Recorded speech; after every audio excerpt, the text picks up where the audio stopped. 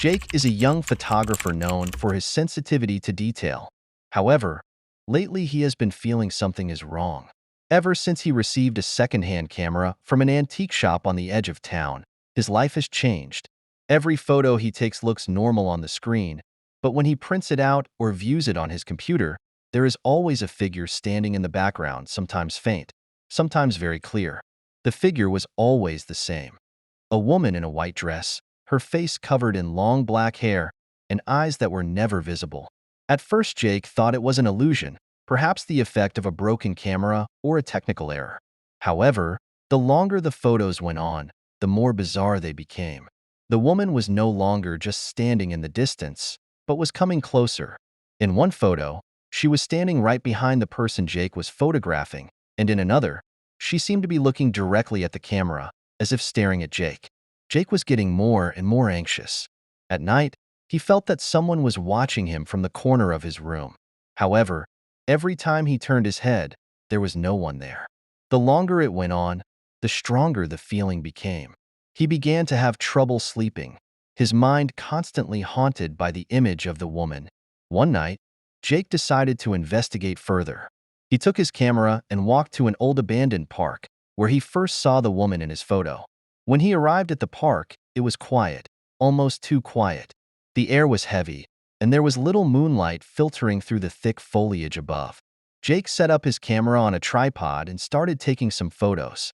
Nothing unusual at first, just a quiet night scene. But when he looked at the screen, his heart stopped. In the last photo, the woman was there again, but this time she was approaching closer than ever. Jake was terrified, but his instincts as a photographer compelled him to continue. He took another photo, and the woman got closer, until finally, she no longer appeared on the screen. Jake was confused. A moment of relief came over him, thinking maybe it was all over. However, when he lowered his camera and turned around, she was already standing in front of him. Just a few steps away from where Jake was standing, her figure seemed real, more real than he had ever imagined. Jake was stunned, his body freezing. The woman slowly raised her hand and uncovered the black hair that covered her face. Her face was pale, her eyes were blank, and her smile struck fear into Jake's heart. Wordlessly, the woman raised her other hand, pointing at the camera. Jake, still trembling, followed her pointer and looked at the screen. The last photo she had taken showed himself, but strangely, Jake was smiling in the photo, a smile he never did in real life. Jake felt that something was very wrong. His body was shaking, but the woman didn't move an inch. "What do you want?" asked Jake in a hoarse voice. She didn't answer, just looked at him with deepening eyes. Then, with slow but sure movements, she whispered, "Look at me." Try as he might, Jake tried to run. However, the stiffness of his body made him stumble and the camera fell. When Jake tried to get up, something pulled his leg, making him fall again. On the ground, Jake looked around, but there was no one but the woman slowly walking towards him. Breathing heavily, Jake crawled away, but the world around him began to fade, like being sucked into nothingness. Then everything went dark. When Jake woke up, he was no longer in the park. He was in a dark, unfamiliar room. A large mirror hung in front of him. Jake looked into the mirror, but what he saw was not himself. It was the woman, with vengeful eyes. Jake tried to escape, but all the doors were locked. Panicked, he looked around the room and saw pictures of himself hanging on the wall. They all showed Jake smiling a creepy smile, just like the one he saw on his camera screen. Jake began to realize something. He was no longer the photographer taking pictures, he was now the subject of his own photos.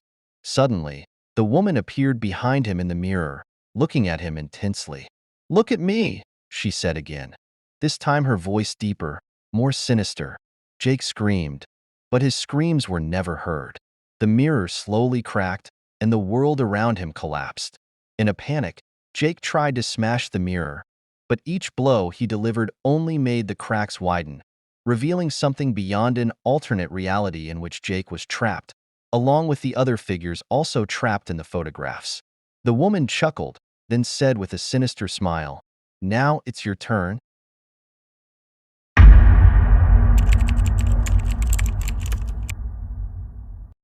Thomas sat on the night train speeding towards the small town where he was born. He felt restless, as if there was something strange in the air. The train was quiet, only a few passengers in the same carriage, and most of them were asleep. However, in front of Thomas, there was a man who didn't stop staring at him. The man sat up straight, his eyes sharp as if he recognized Thomas, even though Thomas had never seen him before. "Excuse me," Thomas asked quietly, "how can I help you?" The man didn't answer, just smiled slightly. His gaze was unchanging, judgmental, like he knew something Thomas didn't. The train stopped at a small station on the edge of the forest, and other passengers began to disembark. Thomas decided to stand up, maybe take a little walk to relieve his anxiety. When he got up, the man staring at him suddenly followed close behind. "Why is he following me?" thought Thomas, feeling a little paranoid. He tried to quicken his pace, passing several carriages, but the man continued to follow silently. Finally, Thomas reached the end of the carriage and entered a dark, empty hallway. When he turned around, the man was standing very close, too close. "Do you know who I am?" The man spoke for the first time. His voice was deep and calm, but there was something terrible behind his tone. Thomas stepped back, feeling terrified. "I don't know you. What do you want?" The man kept smiling, but his smile widened. "You should know who I am, Thomas. We've met before." Thomas was confused. "What do you mean? I've never met you." The man came closer again, placing his hand on Thomas's shoulder. "Oh, you've forgotten. But I will never forget. And now, I've come to collect the promise you made all those years ago." Thomas tried to back away, but his body suddenly froze. It was as if the air around them became heavy and cold. He couldn't move, could only stare at the man who was getting closer. "You, who?" Thomas whispered, his voice trembling.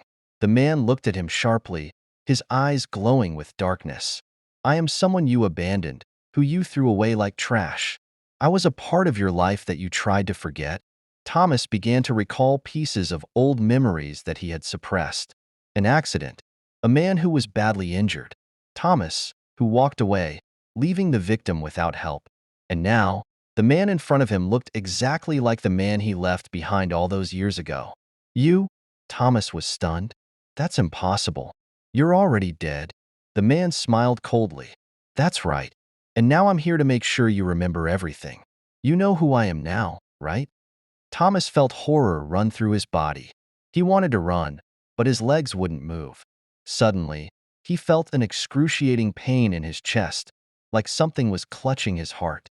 The man was still smiling, but now he turned into a dark, blurred shadow. "You will accompany me, Thomas. You can't run away from what you did." In an instant, Thomas realized he was no longer on the train.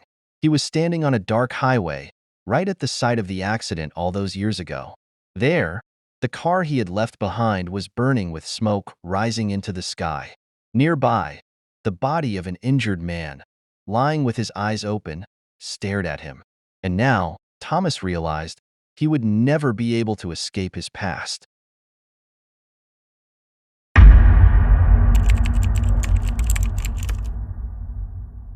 Jordan has always been drawn to the mysterious, and when she heard about an old-fashioned bookstore hidden in a corner of the city, she couldn't resist visiting. The shop was located in a narrow and dark alley. There was no sign outside, just an old wooden door with a bell that sounded loud when opened. As soon as he stepped inside, the smell of old paper and damp wood immediately greeted him. Bookshelves piled up to the ceiling, books that were mostly dusty, and dim lights in the corners made the atmosphere even more tense. Behind an old and shabby wooden desk, an old man with a wrinkled face looked at Jordan, as if he already knew that Jordan was coming. "Can I help you?" the old man asked in a hoarse voice. Jordan shook his head slowly, his eyes still glued to the bookshelves. "I'm just looking for something interesting," he replied. The old man smiled faintly. "All the books here have their own stories. Some are more than just stories." Jordan continued browsing, his fingers tracing the worn and dusty spine of a book. In the corner of the room, his eyes caught a small book wedged between two tomes. The book looked different. Its leather was pitch black, and it looked new compared to the others. The title on the cover was simple, "Last Greetings." Curious, Jordan picked up the book and opened the first page. There was no preface, no author listed, just one sentence printed in bold in the center of the page. "Welcome. You know who I am." Jordan frowned. "How strange," he muttered. He turned a few pages, but all he found were blank pages. Just as he was about to close the book, a shadow appeared from the direction of the door. Jordan turned around, but there was no one there. Feeling a little uncomfortable, he approached the old man at the front desk. "What does this book mean?" asked Jordan, showing the black book. The old man stared at the book for a moment, then looked back at Jordan. "It was never here," he said calmly. "You shouldn't have brought it." Jordan laughed nervously, thinking that the old man was joking. "What do you mean? I just found it on the shelf." The man shook his head slowly. "The book will only appear to those who have been chosen. You can't return it now." Jordan felt the air in the store getting colder. Without saying anything else, she put the book into her bag and hurried out.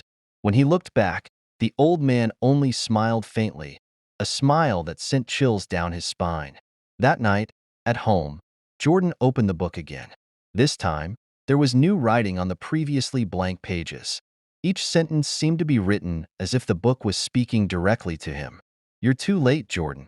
This is not just a story. This is your own journey." Jordan began to feel uncomfortable. When she turned the last page, her eyes widened at the sight of a picture. It showed her right in her room, sitting in a chair with a book in hand. But what made her even more horrified was that behind her figure, there was a black shadow slowly approaching. Jordan closed the book hard, her heart beating fast. She looked back, making sure there was nothing in her room. But when he looked in the mirror, he saw the black shadow right behind him, just like the one depicted in the book. "Who are you?" shouted Jordan in panic, turning to face the shadow. The shadow didn't answer, but suddenly the air around him felt heavier. Jordan tried to resist, tried to move, but his body was immobilized. The shadow drew closer, and when they were only inches apart, the figure whispered in a creepy voice, "I am the part of you that you are trying to forget. Last regards, Jordan." Instantly, the room was pitch black. Jordan could feel nothing more than the chill that enveloped his body. He tried to scream, but his voice was lost, drowned in the gripping darkness. When the light returned, Jordan was in the same place, but this time, he was no longer alone. In the mirror, he saw himself smiling, not a friendly smile, but a smile filled with horror. And behind her, the image never left.